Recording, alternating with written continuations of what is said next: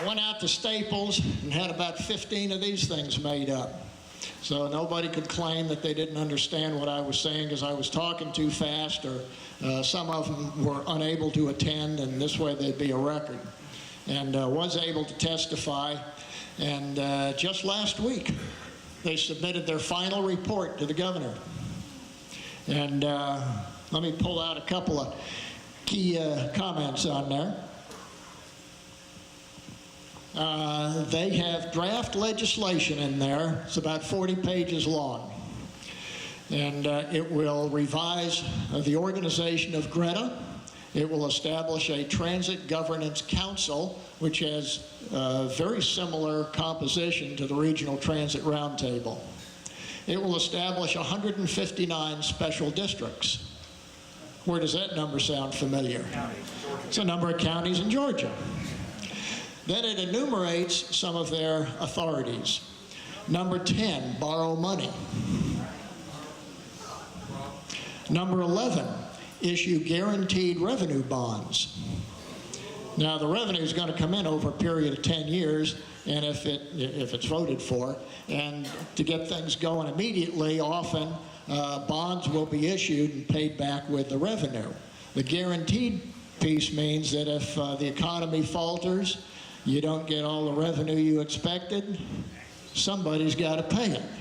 I wonder who that is. Number 31, and I was told this would not be in there, and one of my specific recommendations is that it not be, exercise eminent domain. So now Greta has the authority, if this legislation passes, to exercise eminent domain. And number 35, this is very narrowly construed. Do all things necessary or convenient to carry out their powers. And there are extensive paragraphs in there that describe how your communities will be held to the approval process of projects that they approve, and they will control any state and federal money that goes to them.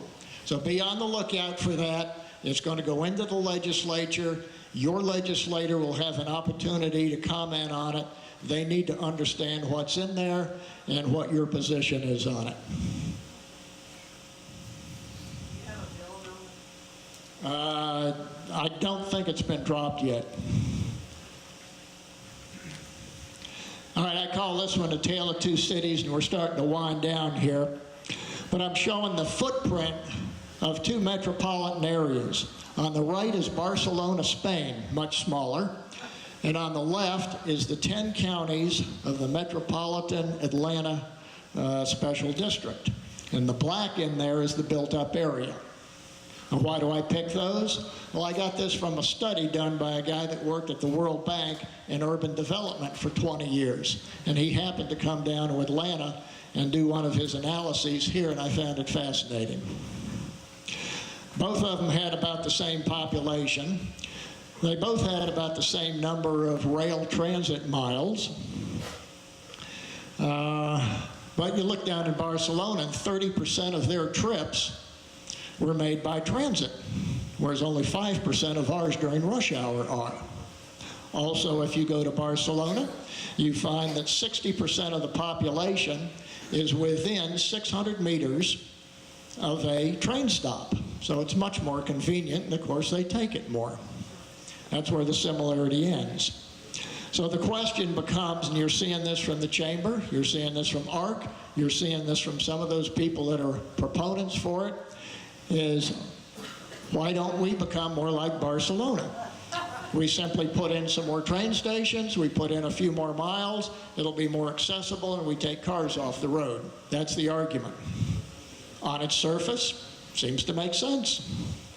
So you say, well, gosh, how many more miles do I need? How many more train stations do I need? Well, fortunately, analyst Alan Bertard has answered that question. That shows you how many miles and train stations we've got in MARTA now, compliments of their 2010 annual report.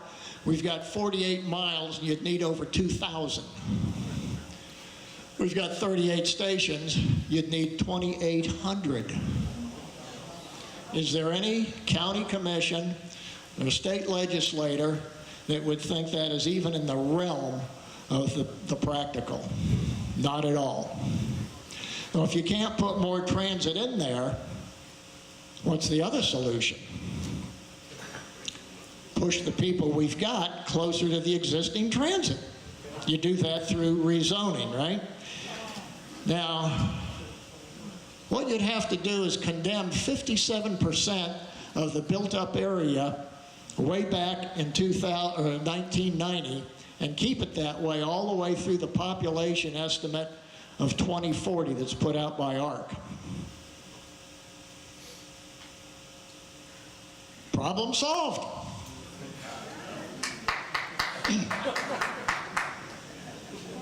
I hope you're clapping for the graphics instead of the message. All right, around the U.S., are we the only people that are objecting to this? No, we're not. They consistently talk about how great it is out in Texas. They're saying, no, we're confirming some failures out here. No train for the Motor City. And of course, you saw those 3 states that turned down almost $6 billion. Out in L.A., they've got Obama's new high-speed rail project. Whoops, the cost just doubled. What are we talking about, camel's nose? Oh, instead of coming out in 2020, it's going to be 2033. Why are you perpetuating an expensive, unsustainable, and broken business model? Follow the money, that's why. Who benefits? Somebody does benefit from this, and it's not illegal. It may not be in your best interests. Riders, yeah, you're paying 75% of their trip. The bankers that handle all that money for the companies, we're looking at $6–8 billion here in our region alone. Commercial realtors, engineers and architects that design the system and the layout, the builders that put it up, and the unions that work for them, equipment manufacturers, suppliers, transit unions, consultants, and last but not least, any elected official that benefits from their votes and from their dollars. There's your question. Now, sometimes there was one senator here that said there's no plan B, we got to do it. It's not the best thing going, but it's the only game in town. We got to do it. There's no plan B.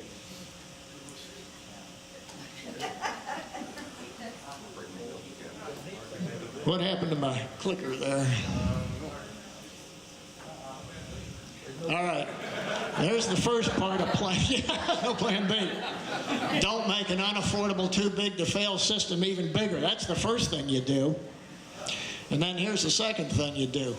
You vote out the people that put this thing together and support it.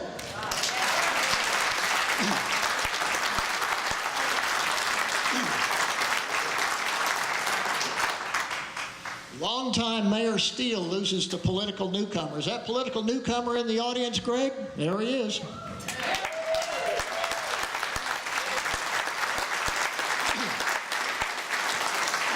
Never held political office before. Who'd he throw out? Ken Steele, 3-term mayor. Ken Steele was the chairman of the Georgia Municipal Association, a statewide association out there.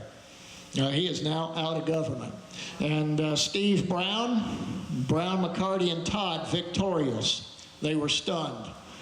Brown defeated Jack Smith, very well established in the community, and had ambitions of becoming the head of ARC.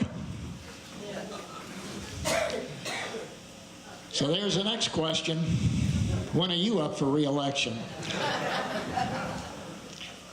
Well, on October 13th, I drove back up to the ARC and brought my camera along.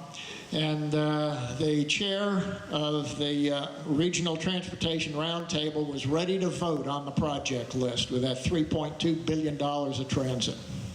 And he said, you know, we're going to do this a little bit different. Rather than a voice vote or raise your hand, I'm going to have everybody in the room stand up who supports it.